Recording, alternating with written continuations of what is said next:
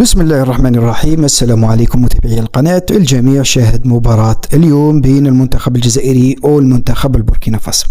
حقيقة مباراة أسالت العرق الكبير للمنتخب الجزائري، ولكن جمال بلماضي يواصل أخطاءه الفنية، وهذا واضح من خلال البداية بالتشكيلة الأساسية والتي ظهرت فيها المجاملات وإعادة سيناريو اللاعبين الذين لعبوا سنة 2019.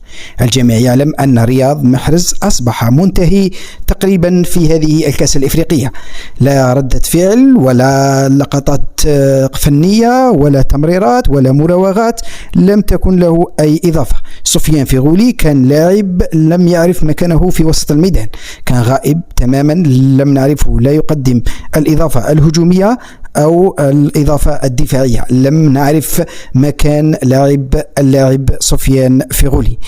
كل هذه الأمور جعلت المنتخب الوطني الجزائري يعاني في الشوط الأول، وخطأ فادح من رامي بن سبعيني وعيسى ماندي كلفنا هدف أول في آخر ردهات الشوط الأول. الشوط الثاني وإدخال عمورة وإخراج سفيان فيغولي، أردنا أن نرى الإضافة، وهذا ما حدث، حيث استطاع المنتخب الوطني الجزائري تعديل النتيجة.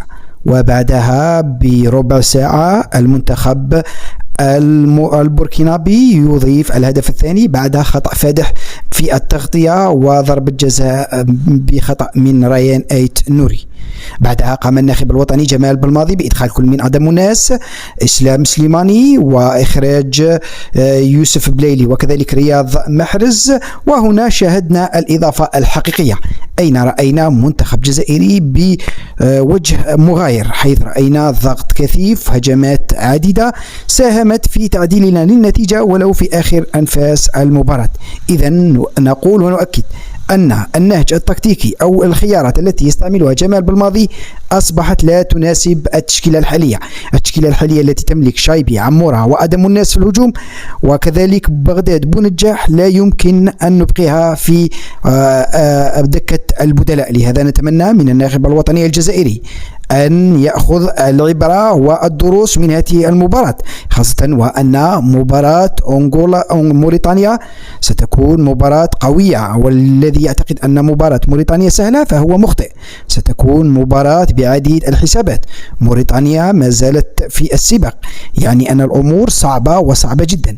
لهذا يجب انتهاج لاعب هجومي من أجل حسم المباراة مع البداية، خاصة إذا تم الدخول من عمورة، أدم الناس، وبغداد بونجاح، وشايبي، لأن المنتخب الوطني الجزائري أصبح بحاجة إلى لاعبين شباب في هذه الدورة.